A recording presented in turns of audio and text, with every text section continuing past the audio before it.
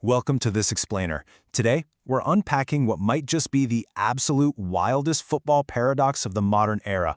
We're looking at a seismic shift in European football, one that was triggered by a single monumental player movement.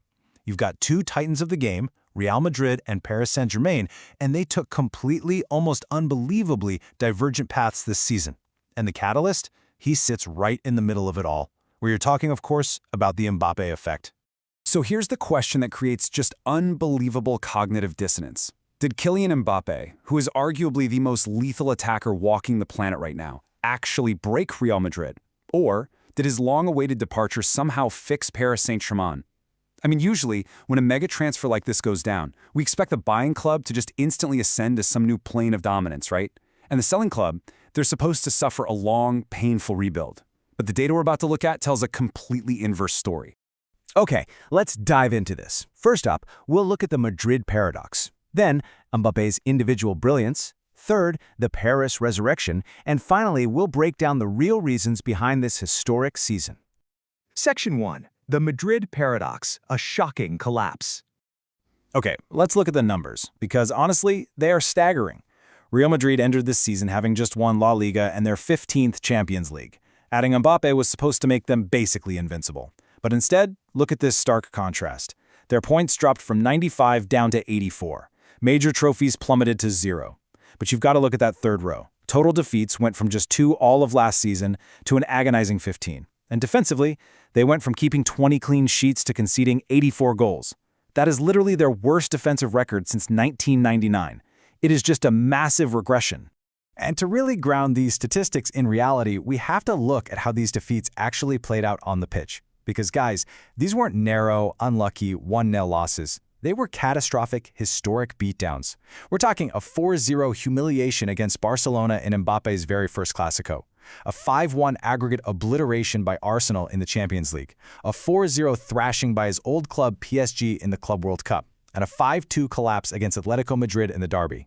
The defense wasn't just leaking a bit, it was completely obliterated on the biggest stages imaginable. Moving on to Section 2. Mbappé's brilliance in individual success. But here is where it gets wild. While the collective team completely failed, the individual superstar absolutely delivered.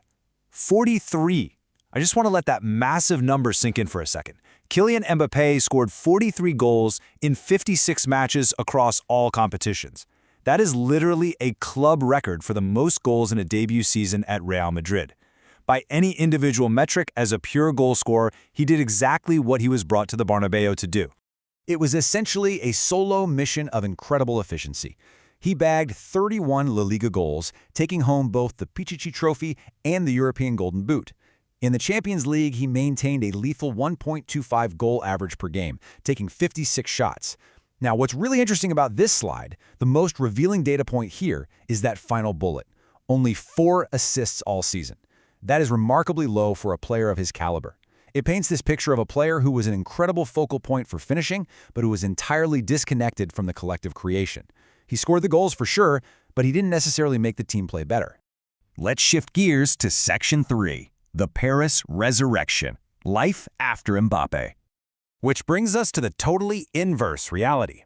When a club loses a player who basically guarantees you 40 goals a season, conventional wisdom says they are going to struggle. Hard. But contrast these two eras impartially.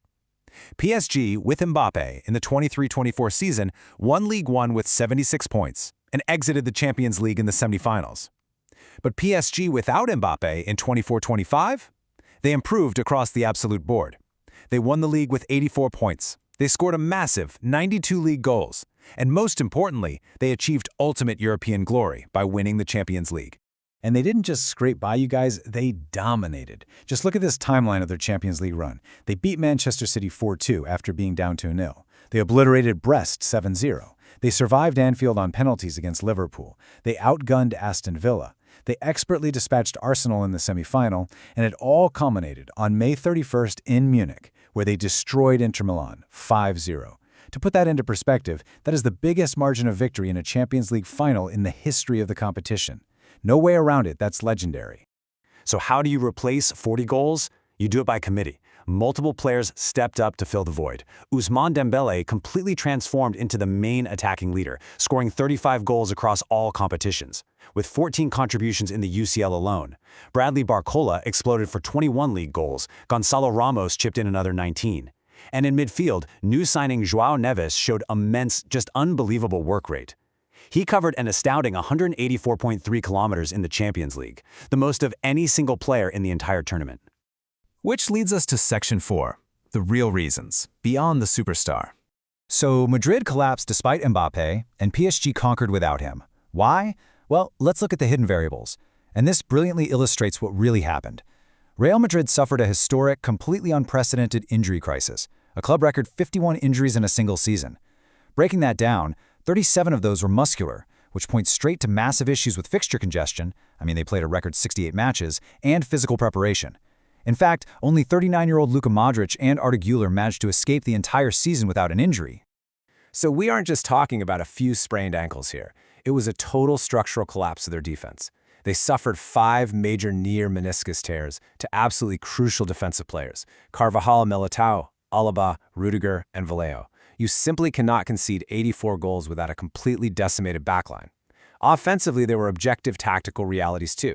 Because of the squad makeup, Mbappé was forced to play centrally as a number 9, a position we all know he doesn't prefer. This created a severe tactical clash on the left wing with Vinicius Jr. And look at the fallout. Vinny's production plummeted from 24 goals the previous year down to just 19 total goal contributions. Add in the retirement of Toni Kroos, which left a massive, unfillable gap in midfield control, and you have a recipe for disaster that goes way, way beyond just one forward. Meanwhile, over in Paris, the departure of their megastar actually allowed for Luis Enrique to pull off an absolute tactical masterclass. Step 1 was removing individual immunity. Without a star who was somehow exempt from defending, Enrique could finally demand that all 11 players press collectively as a single unit. Step 2 was empowering Dembélé as the creative hub. Step 3 was integrating smart, hard-working signings, guys like João Neves providing that midfield energy, and Kvicha Kvaratskhelia bringing wing creativity. And Step 4, building an incredibly balanced squad where literally no single player was larger than the tactical system itself. And the results completely cement this theme of collective impact. PSG essentially became the ultimate collective. In their 7-0 knockout win against Brest, they had 7 different players score a goal. They were the first team in history to ever do that in one match. And in that 5-0 Champions League final demolition of Inter Milan, 5 different scores, including 19-year-old Senema Yulu. They spread the responsibility entirely. The team itself became the superstar. Which leaves us with the core lesson of all this data we've unpacked today. Kylian Mbappé had an exceptional, record-breaking individual season, finding the back of the net 43 times. But as we all know, football is not an individual sport. Real Madrid's season was completely derailed by injuries and an unbalanced tactical system that just couldn't support its attacking stars. PSG's season, on the other hand, was defined by a manager who finally had the freedom to build a true pressing collective. So, looking at these wildly divergent destinies, we have to ask, does a balanced collective always trump a brilliant individual superstar? Well, the data from this season definitely makes a compelling case. Thanks for joining me on this explainer, and I'll see you all next time.